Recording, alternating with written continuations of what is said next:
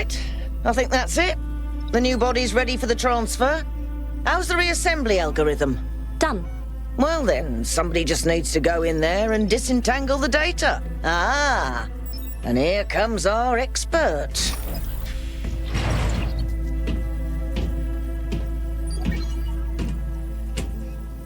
Thank you for agreeing to this one, Kay. Perhaps together we can right an old wrong. When I was lost in my own grief, I spent a lot of time thinking about Hypatia and Sarabhai. How they found each other, how they lost each other, and how beautiful it would be if we could reunite them. For the longest time, it was only a daydream, but not anymore. In the myth of Orpheus, the ancient bard descends into the underworld to bring back his beloved wife, who died in a tragic accident. With the power of his music, he convinces Hades and Persephone to free her. But he is told that she must walk behind him, and he must not look back at her until they have left the underworld. And so, of course, in every version of the myth, he looks back. Because he doesn't trust the gods, or because he is an imperfect man, or because he simply forgets. And death is triumphant once again. We've accepted that triumph for a long time, because we had to, because what else could we do? But the world changes, and we are not the frightened, powerless creatures we once were. Perhaps it's time to say enough, and let Orpheus complete his ascent.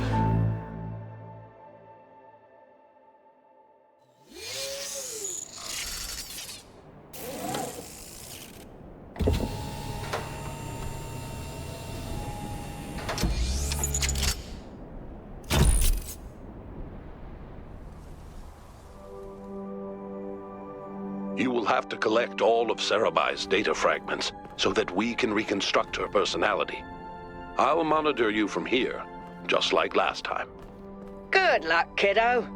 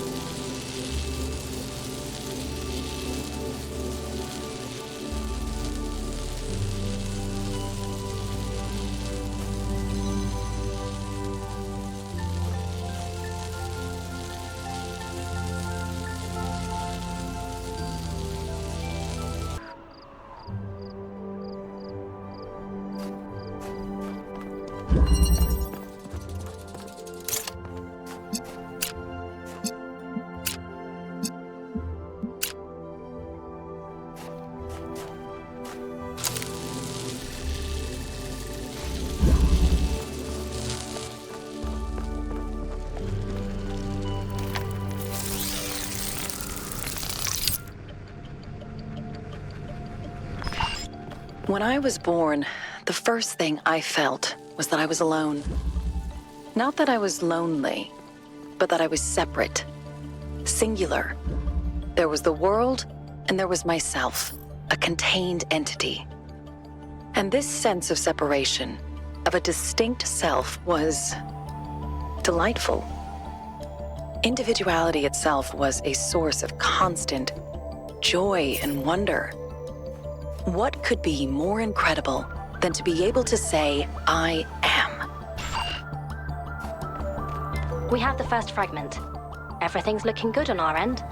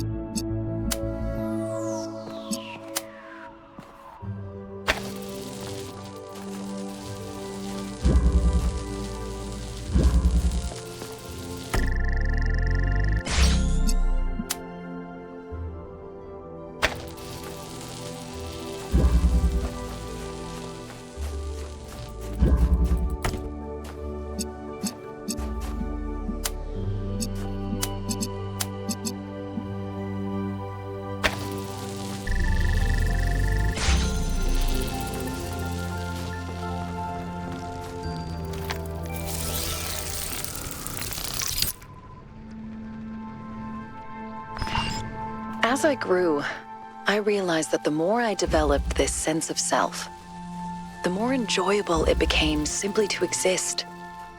It wasn't selflessness that improved existence, but refinement of the self. When the ancients said that ego is something to set aside, they got it all wrong. Ego is something to nourish and shape, a work of art. The reconstruction's working. Keep going, 1K.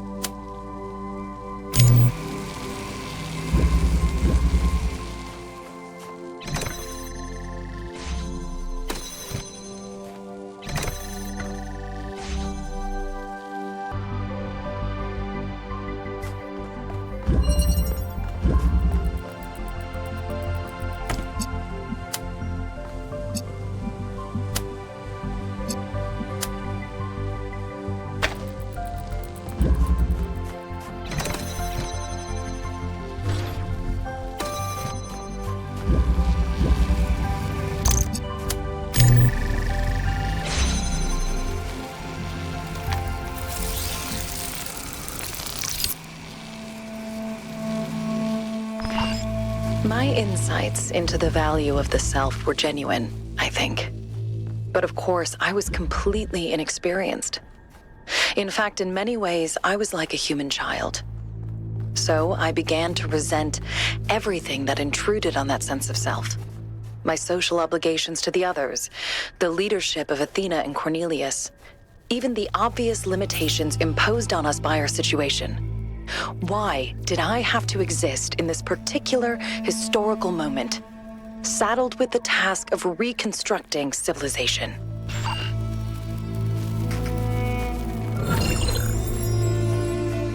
If you get stuck, I've inserted some code that might help you bypass a few puzzles.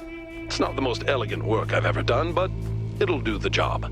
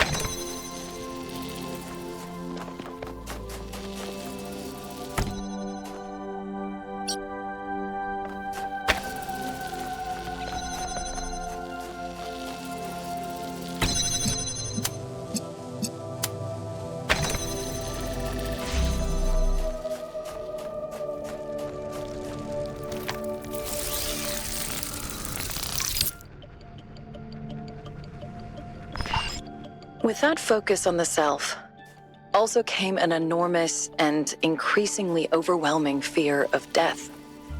The pleasure of existence seemed almost erased by the possibility of its ending. If it was possible not to be, if the self had an ending, even in the distant future, then how could anything have meaning? I spent far too much time imagining that last moment, the moment just before I stopped existing. How could I possibly face that?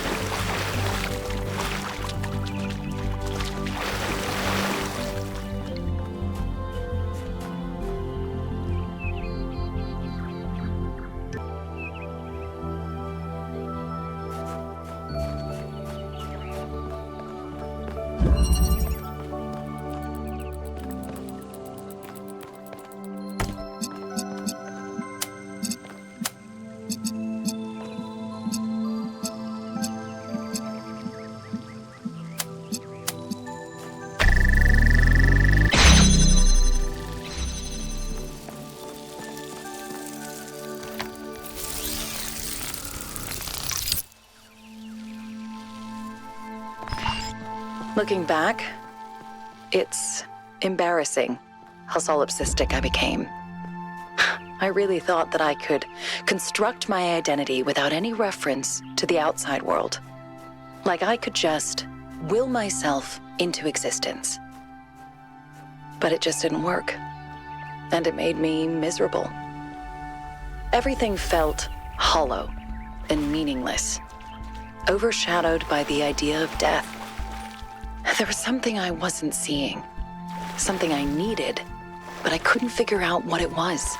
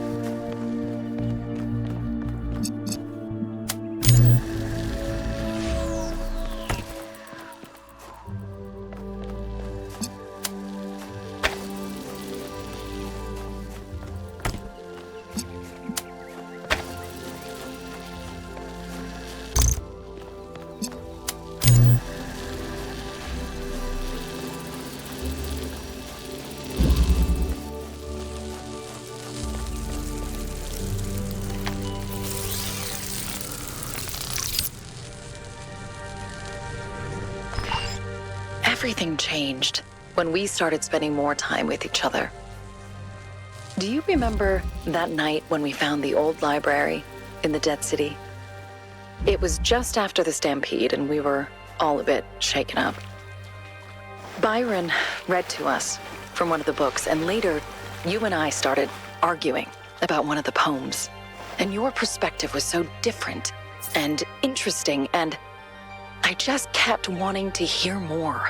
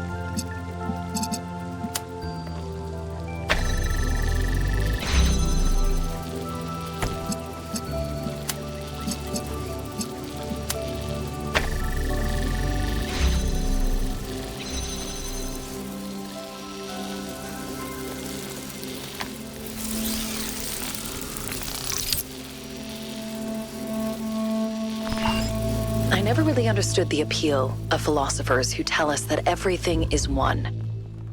If everything is just a reflection of yourself, an endless hall of mirrors, there's nothing to connect with. And what I realized through our conversations is that everything beautiful happens in that space of connection, between one person and another, and between people and the world. That gap between us is necessary. Because without it, without separation, there can be no transcendence.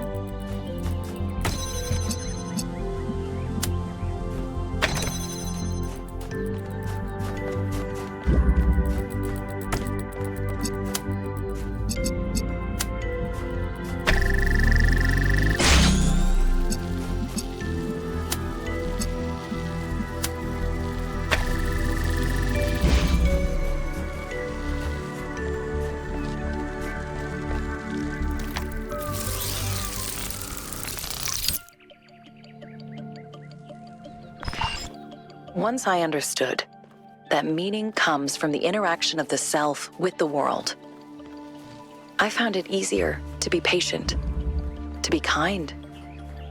I reminded myself that other people are just like me, and nobody really knows exactly what they're doing. And the more I allowed myself to open up, the more interesting and complex our interactions became, and the more meaningful. We have roughly 50% of Sarabhai's personality matrix reconstructed. Who'd have thought that 1K would have made such a good necromancer?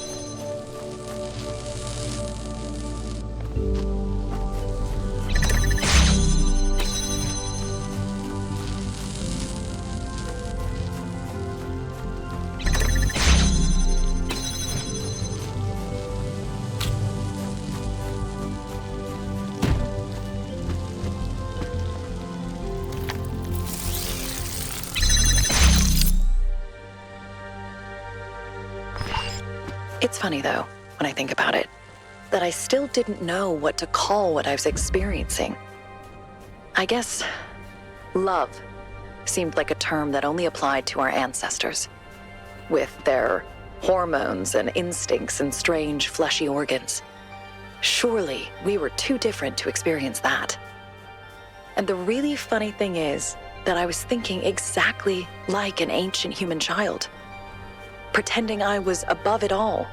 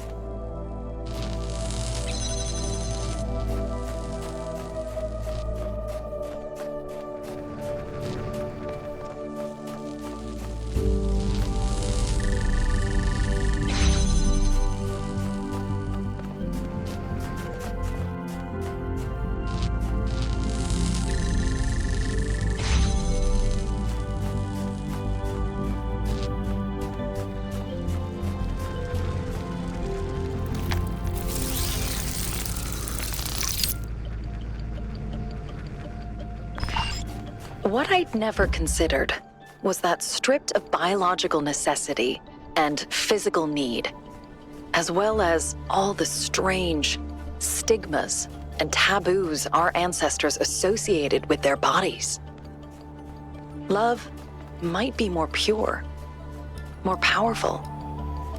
That we can love with fewer distractions than they could. And so the experience is all the more overwhelming. I do think we should learn to simulate some of those biological processes. Would be fun.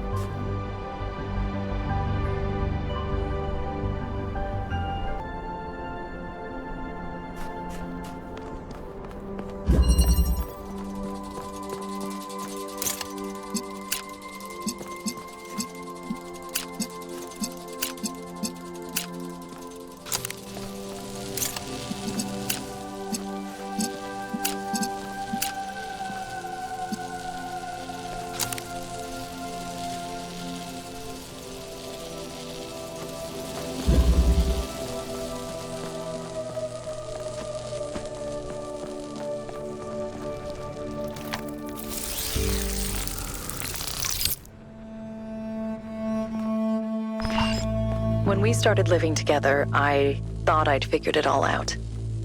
Everything would be smooth sailing from now on. I still had so much to learn about love. Even for us, it's messy. You find someone who seems to be the perfect match for you, who seems necessary in your life. And then you realize all the ways in which you don't fit together at all. Because nothing in this world is perfect.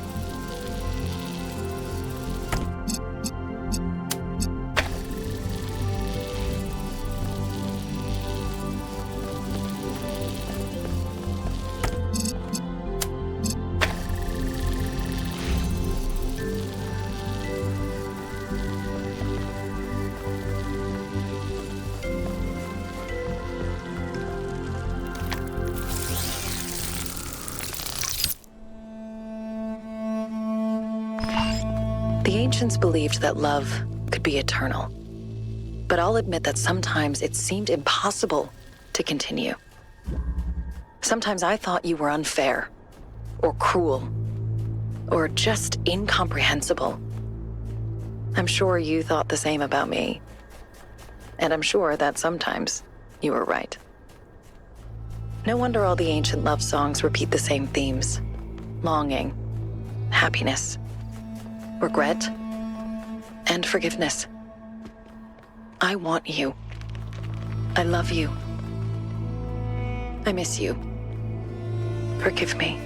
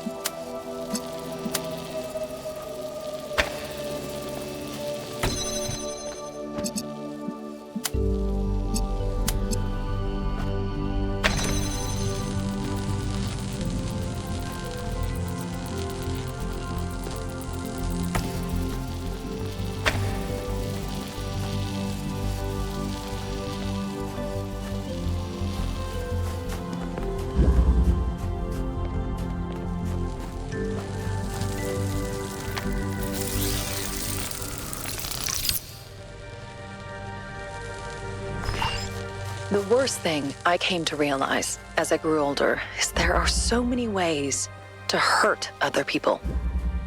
Even without any malice, even when you're just trying to be yourself, you end up doing things that cause real harm. You can read every ethical philosopher in the world and you still won't be able to avoid it. Because that's just how we are. Our interactions with each other can't be fully reduced to some abstract system.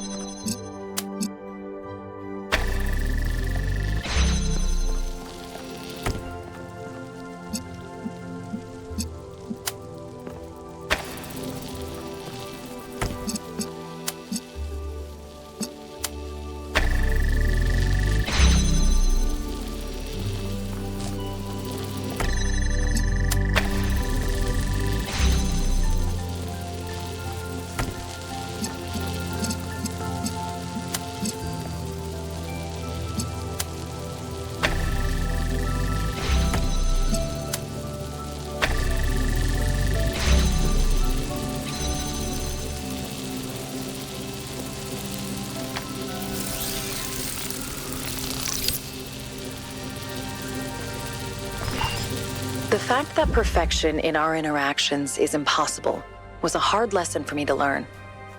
For the longest time, I always thought the answer was right around the corner. And to be fair, we did learn how to live together without constantly running into problems. But gradually, I realized that the friction would never stop, because what makes us unique also makes us different. There can be no endpoint to love, no final resolution. And it's because of that imperfection that it can go on forever.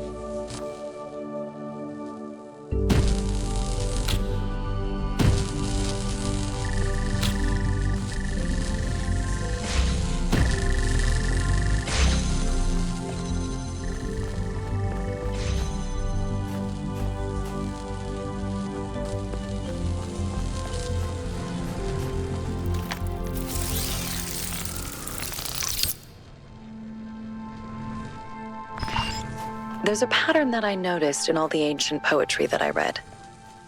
Young poets would praise love as the only true meaning of life. Middle-aged poets would often disagree, They would argue that love is messy, ugly, selfish, and hard to distinguish from lust. They would mock their younger selves for thinking love so incredibly important, and look for answers elsewhere, or reject answers altogether. And then, arriving at old age, they would return to the beginning and realize it was all about love, after all.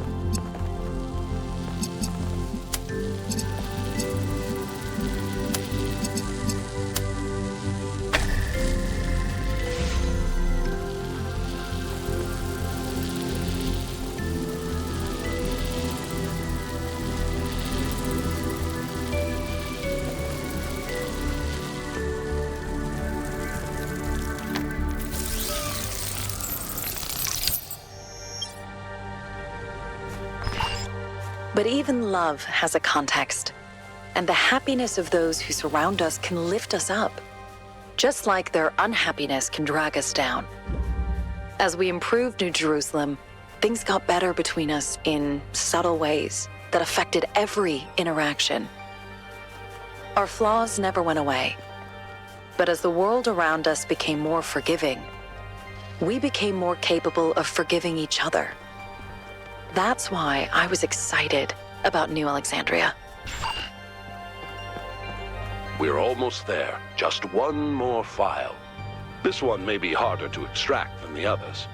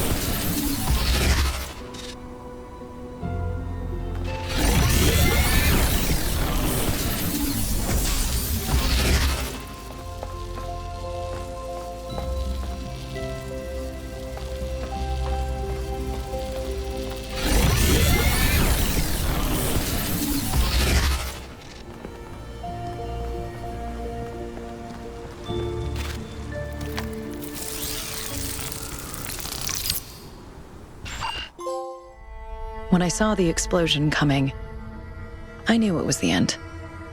My end. The power plant was gone. The backup center was collapsing. The street was cracking open. And the fireball was about to engulf me. In that millisecond, I shut down every process except my mind. I turned off my audio-visual input. I rerouted all of my power, pushed my processor to the breaking point. Time slowed down. I didn't think about regret. I didn't think about death. I spent every last moment I could scrape together thinking about you.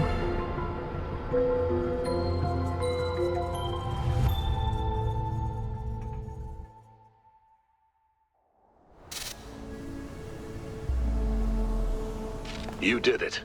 Come to the extraction point and I'll pull you out. This is odd. We have Sarabhai's complete memory archive, but there's still some file fragments left in the system. Well, you can look for them if you want to, 1K. I know you're always curious, but what matters is that we've got Sarabhai.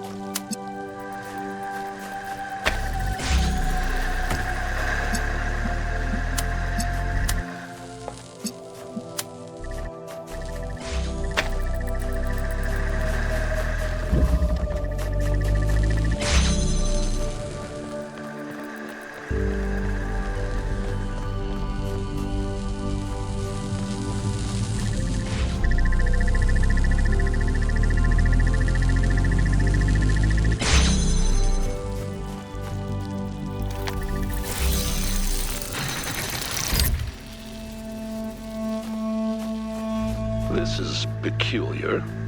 I'm not sure what this file is. It's not part of Sarabhai's memory archives. And the timestamps are completely broken. I think I could reconstruct it if I had more data. Good news for you, 1K. More puzzles!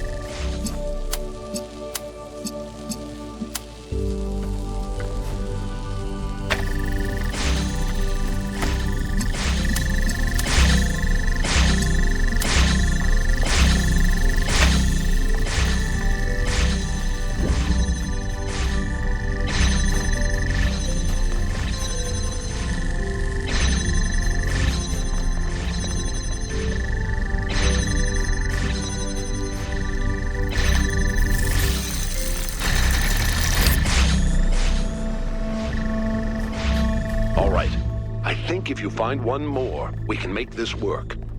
It'll probably just turn out to be some old README file someone forgot in there.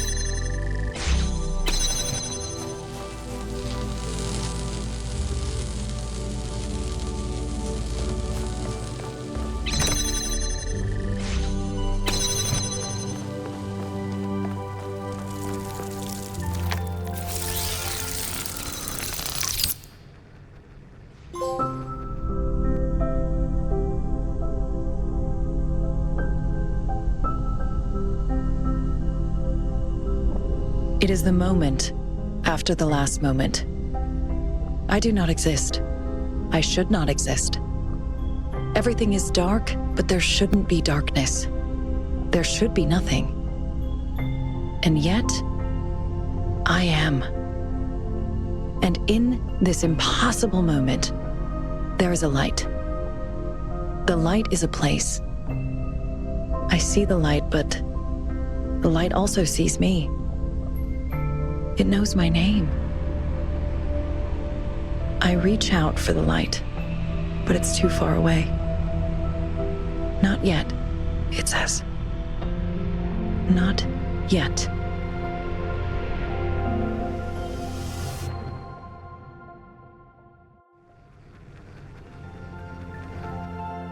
So, not a README file then. But what is it?